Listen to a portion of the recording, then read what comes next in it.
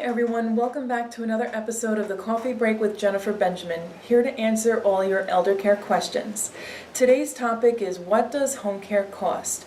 Well, according to a 2012 MetLife study, home care costs on average about $20 per hour in the United States.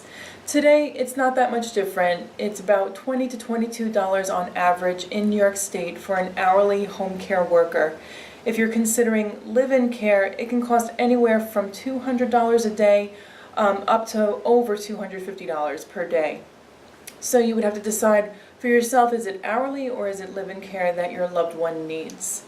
But also when you're looking at home care companies, you want to make sure that the staff are insured and bonded, that they've been thoroughly screened and background checked, and that they are trained and qualified to work with your loved one.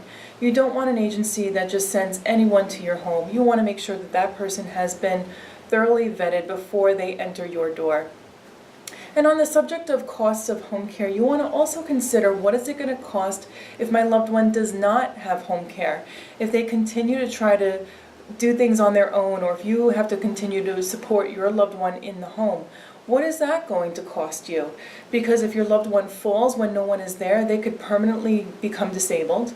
If your loved one isn't taking medications properly because he or she is forgetful or has memory impairment, they could become seriously sick from that. In fact, we've seen many clients who have called us after overdosing on their medication. If your loved one continues to drive and is at risk, they could injure themselves or harm others. So there are many consequences that you can face if you don't have that in-home assistance.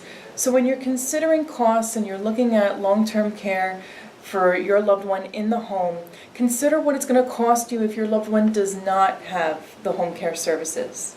So thank you so much for joining me. I hope that information is helpful to you, and I look forward to seeing you next time.